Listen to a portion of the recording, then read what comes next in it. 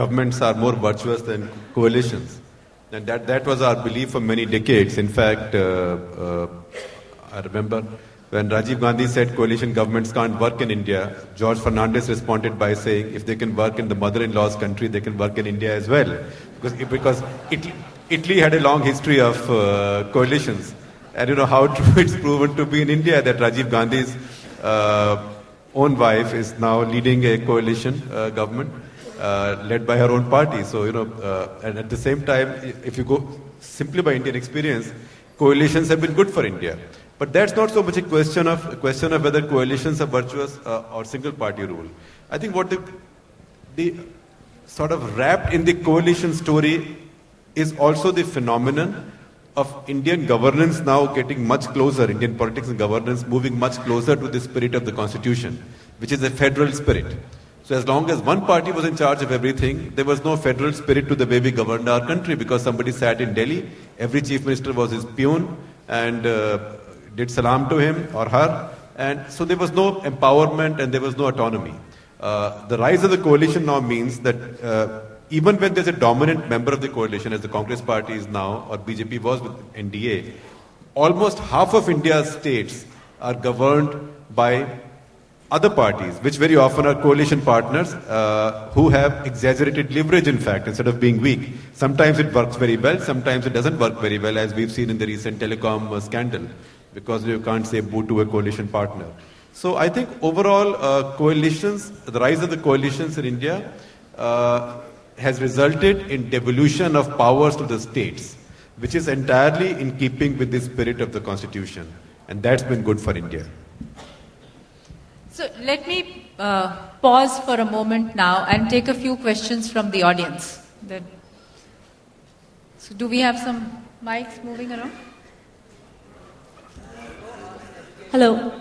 Somebody has to get you a mic. Hello.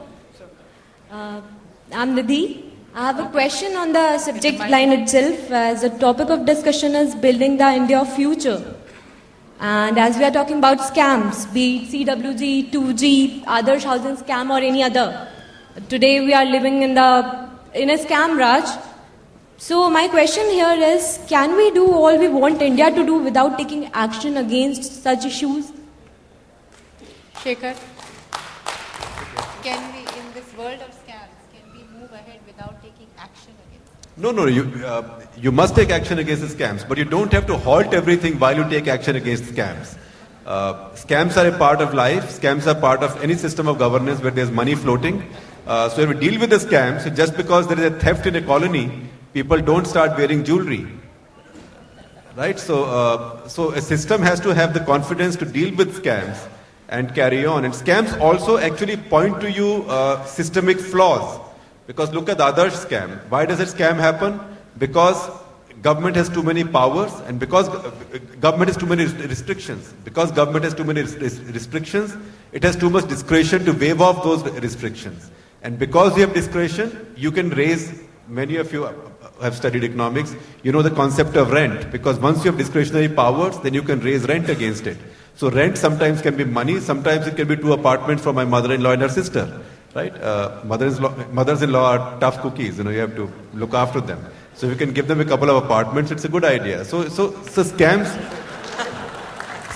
also point you, scams are like a fever in a body. A fever is a problem, but a fever usually points to a deeper malaise. So if you address that, then a fever becomes a good thing because a fever is pointing you to a deeper malaise. These scams are pointing to a deeper malaise in areas like telecom, in areas like infrastructure building. CWG scam is about infrastructure building. Yeah. That we took too long, we planned too late, our systems are too bad, our systems are too clumsy, they are built for corruption and rent seeking. So I think all these things will lead to reforms. But see, in spite of all this, what you get, the 9% growth that you get is net of all this. Right? So if you didn't have some of this, you will automatically get to 10%, 11%. So you have to correct your system, but move on. I just want to add one thing to this. 2 weeks ago, I was in Paris, and somebody told me all these scams in India, how does it work? I said, it's a good thing that they come out. If it was in Russia, if it was in China, would it actually come out? So when it comes out, there is an advantage because not only is the fever there, it is getting highlighted. And then, you get forced in a system like this to recognize it. And at some point, you then start acting on it. Well, if One thing. I think this also brings us to say, looking forward, if we had more transparency in the system, if we had more information available, and if the citizens were more aware, the scams can reduce. So if we look forward, one is to, of course, go and find what are the issues, but going forward to reduce them, let's work towards better transparency in working. That will help us a lot. Also, scams happen all over. Just the amount of money involved with the Bernie Madoff scam is more than the money lost in all these various scams in India. Certainly, in all the corporate scams in India's history, will not equal one Madoff scam. The difference is that guy has gone to jail for a very long time and very quickly. And that has not been happening in India. See, Sukhram, under whose bed cash was found, those days 3.5 crores was a lot of money, now it's small change, right? Even he's floating around free. But I think the pressure of these scams will now lead to a situation where already we are talking of special courts, fast-track courts, where people who are involved in scandals will be punished much faster. So, sir, can we say that we have most of the innovative minds working on this direction of scams and all? I think, can we move to the next question? The amount of money which is required for education is huge, somewhere near 1 lakh crores. And what happens in education is, if you set up a school or a college, majority of money is spent in the building, constructing the building, and rest of it is more than 50% is spent in acquiring the students, marketing, getting the students. Only the faculty and other teaching aids would only be 20%. So how do you solve this problem? The entire money is being wasted on print ads or bribing the admission consultants and all. So how do you solve this? I think, see, in India, we have to create models that are made in India, made for India. Okay? So what is the challenge in India? You have warm bodies in 500 cities. You have education facilities in probably 50 cities. So every year there is a mass migration.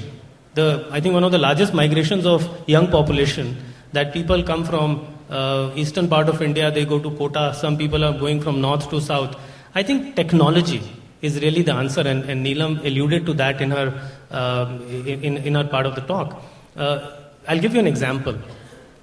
My company runs about 200 vocational training centers, where if you go to the training center, there's a large screen, there's a projector, and there's a VSAT screen.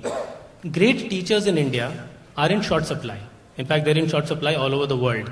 So we have 12 studios. We get the best teachers in India. They go to the studio and they broadcast a live lecture. So students in all these 250 centers can fulfill their aspiration of learning from the best teacher without having to relocate themselves at great expense to themselves and their family. Made in India model, appropriate for India.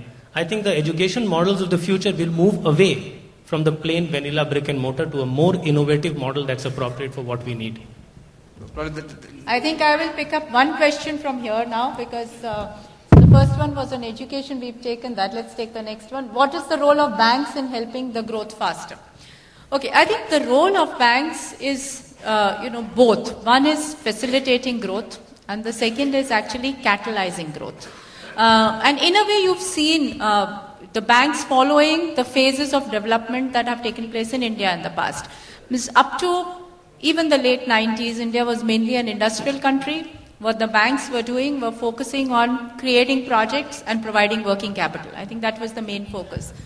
Then came the decade of 2000s, where it was the young India, the demographic dividend, the consumption that was driving growth.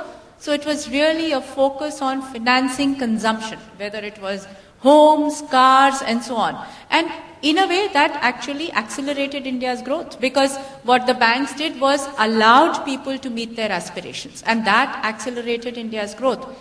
As we look forward, there are actually both the drivers are driving India's growth simultaneously. There is going to be an industrial investment drive, and there is going to continue to be the demographic and the consumption drive. So what the banks have to really do is to fund both consumption as well as investment.